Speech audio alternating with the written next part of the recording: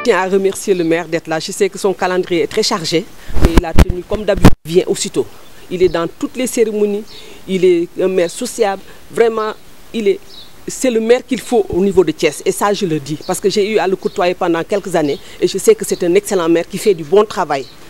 qui implique les citoyens d'abord, avant quoi que ce soit. Ce n'est pas seulement la politique, mais uniquement un maire, quelqu'un de bien pour Thiès. Voilà, ça c'est le mot. Maintenant, pour les levées de drapeau du moins, on essaie de faire tant bien que mal, d'éduquer les enfants. Nous prenons le retour aux valeurs universelles et républicaines. Nous essayons d'inculquer à nos citoyens, à nos pensionnaires, à nos enfants, les valeurs d'antan. Nous avons pu bénéficier d'une éducation qui est rare en ce moment. Nos parents nous ont éduqués, l'école nous a éduqués, la rue nous a éduqués. Parce que pour éduquer un enfant, c'était l'ensemble de la société qui se mettait en charge pour cet enfant. Et l'enfant était éduqué sans arrière-pensée. Voilà. Donc c'est ce que je voudrais dire au maire, dire au maire merci, dire à tous ceux qui sont là, les enseignants, que ceci est une aventure, un rêve qu'on est en train de vivre tous ensemble. Et Inch'Allah, nous pensons que d'ici quelques années, ce rêve sera réellement une réalité pour Thiès et pour tout le Sénégal, Inch'Allah. Merci beaucoup. Je voudrais commencer par saluer tout le monde, au-delà même des titres. Je voudrais saluer cette cérémonie. Je voudrais saluer votre engagement à travailler à la construction du citoyen. Nous avons souvent l'habitude sur le terrain politique de dire qu'il faut restituer la République aux citoyens, mais le plus important c'est de remettre la citoyenneté au cœur de la République. La construction du citoyen doit commencer d'abord dans les maisons, ensuite au niveau de l'école, plus tard au niveau des lieux de travail, ainsi qu'au niveau de l'ensemble des espaces sociaux que nous traversons et qui nous transpercent de part en part par une piqûre de socialisation. C'est la construction un peu de notre rapport à l'autre. Dans d'autres sociétés, c'est l'individualisme qui prime. Bop sa bop. Dans certaines sociétés, on nous dit l'enfer c'est l'autre. Mais dans notre société, sans les autres, c'est l'enfer. C'est la raison pour laquelle nous devons nous poser toujours la question de savoir qu'est-ce qui nous a réunis à Thiès, qu'est-ce qui nous a réunis au Sénégal. Qu'est-ce qui fait que nous partageons justement ce drapeau? Notre hymne que vous avez si bien chanté. Qu'est-ce qui fait que nous avons en partage aujourd'hui les principes de la démocratie et les valeurs de la République? Je pense qu'en nous posant souvent cette question, nous aurons à faire l'effort de comprendre que l'autre c'est nous. En respectant l'autre, nous nous respectons nous-mêmes parce que nous nous faisons respecter. Nous avons aujourd'hui en Afrique des pays déstructurés, des pays en guerre civile, précisément parce qu'on ne respecte pas l'autre. Parce qu'on a une religion différente, parce qu'on a une confrérie différente, parce qu'on a une ethnie différente, nous avons tendance à penser que nous sommes meilleurs que l'autre. Nous ne pensons pas que nous sommes meilleurs parce que nous travaillons plus et mieux. Nous ne pensons pas que nous sommes meilleurs parce que, précisément, nous avons de meilleures valeurs et que nous avons tendance à mieux les respecter. Mais dans ces pays-là et dans ces sociétés-là, déstructurées aujourd'hui, certains pensaient être mieux que les autres simplement parce qu'ils appartenaient à une autre ethnie. Et dès le départ, cela a créé les conditions de la déstructuration de ces sociétés. C'est aujourd'hui à bas âge, à partir de ces écoles, à partir de ces institutions préscolaires, élémentaires, etc., que nous devons construire justement ces valeurs, construire cette nouvelle mentalité qui nous permettra d'avoir demain des citoyens capables de faire face à n'importe quel citoyen, mais capables aussi de constituer un ciment pour que le Sénégal reste le Sénégal. benn kilifa daana ko wax mu ni drapeau siiwal na réew waaye fajul soxlaam mais bu fekkee ne drapeau maye na bunt boo xam ne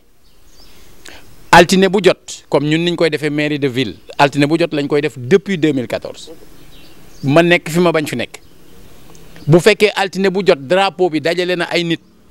ñu dégg yenn baat yu leen di fàttali lu tax ñu bokk daje ci mim réew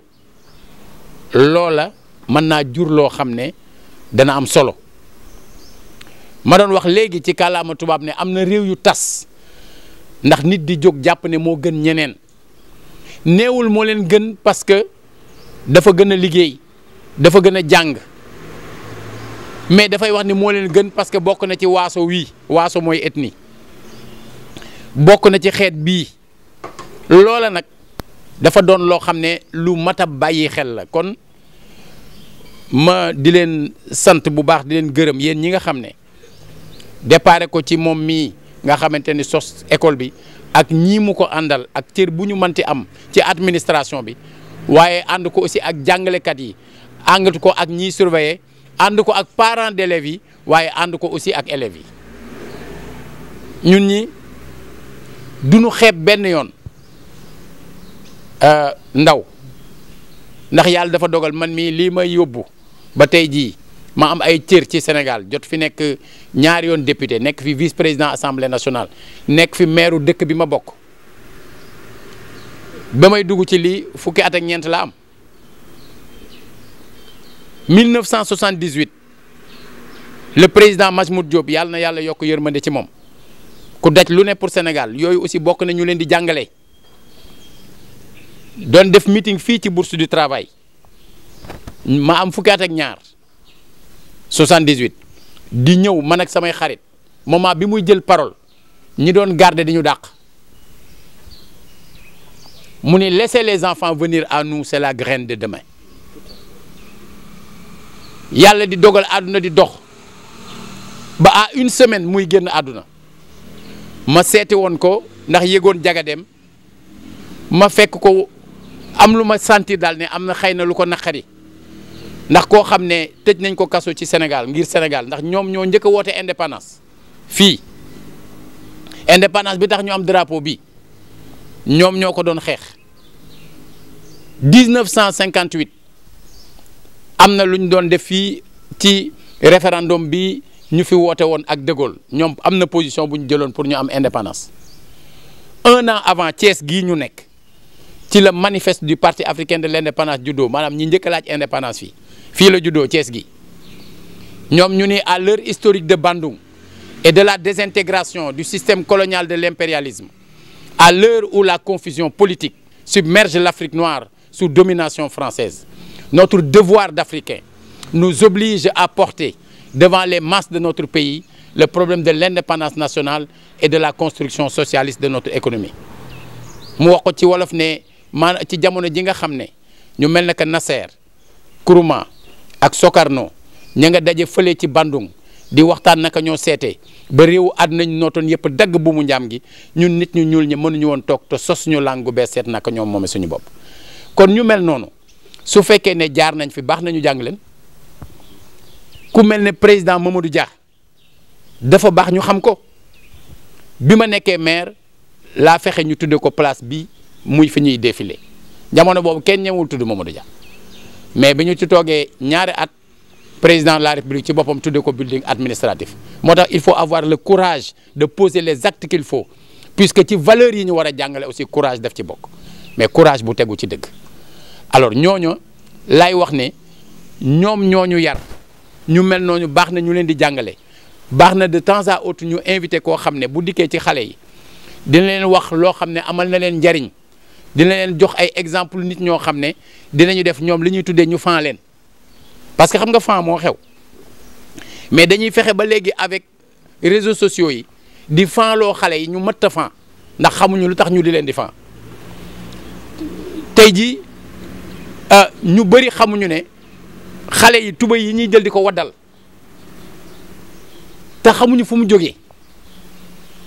ña daan nekk kaso surtout ci Amérique buñ daan nekk kaso comme kenn du takk ceinture moo daan waral seen tubay di wadd ñu bëri ci ñoom daan buñ fa masaa di yàgg di nekk góor jigéen ngeen baal ma ci kàddu gi waaye bu ñu masaa génn ñoom nag kaso bi nañuy xamalante seen biir ne jaar naa fële que mel naa ni moo doon waddal seen tubay bu ñu rombee ñu xam ne kii jaar na foofu kii war naa mën a wax ak moom loolu moo waral nit booy topp da ngay topp li nga war a topp da ngay topp loo xamante ni rafet na da ngay topp loo xamante ni yow dina doon ak yokkute ci yow loola nag bokk na ci li nga xam ne mooy mission école mission école yemul rek ci jàngale abajada jàngale ABC mission école dafa dem ci lii ngeen di def mooy di jàngale lépp li nga xam ne valeur république bi la lépp li nga xam ne principe bu démocratie bi la lépp li nga xam ne valeur la yoo xamante ni mooy tax ñuy wax éducation kon jàppal ni bu baax a baax lii lu nu rafetlu la yow nag xam nga buñ ne bëgguma dam may fàttali soxna si ñuy wax kenn bëggul sama xarit bële taxaw moom xam na ci dara maag moom ñoo jàngandoo alors kenn bëggul góor gi dafa ñëw ne ko waa lu tax ñu di la wooye kenn bëggul mu ne ko da nga maa waroon laaj lu tax kenn bëgguma mu laaj ko mu ne ko kenn bëgguma ndax ñëpp dañoo bëggoon ma doon taqandeer fu ñu jëm yóbbaale ma te may jëmm ne ñoom ma teg ci ne taqandeer su ngeen àndee du leen ni sonn naa du leen ni xiif naa du leen ni fi nga ma jëmale neexuma waaye jëmm moom fu ngeen àndee foog nga di ko bàyyi xel te moom mi loolu la ñuy fàttali ndax dafa am fu mu cosaanoo am fu mu jógee c'est le mot de la fin muy waajuram bi ñu duppee école bi di soxna Ami Balla Tall yàlla dogaloon na man ma xam ko yàlla dogaloon na ma doon ko seeti yàlla dogaloon na it bi suñu borom dogalee mu dëddu ma teew ca ba ki nga xam ne moom lañ ko minanteel aussi muy Ndeye Seck signature aussi moom itam yàlla dogal la xew ca moom ba muy am ma teew ca yàlla dogaloon na aussi ci festival Kaay Thiès bi ma initié depuis 2017 ñu koy organiser les 4 derniers jours de l'année benn bi maa ngi ko tudde woon Ami Balla Tall mi ak Ndeye Seck signature ngir won nit ñi ne am nañu ñun ñoo xam ne mën nañoo wéeru ci ñoom ñun bu ñu jógee at mu jot dañuy seet ñoo xam ne fii lañ dëkk fii la ñu liggéey fii lañ def dara ñu jël festival Kaay Thiès tudde leen ko kon na ngeen delluwaat ci njàng mi na ngeen delluwaat ci di déglu ñi leen di jàngal di bàyyi xel seeni waajur ndax je suis convaincu que bu fekkee ne def ngeen ko concentré wu di ngeen am la nga xam ne mooy la leen di gënal. Ami Balla Tall ndeke yaay borom nga signeel ma ci signature bango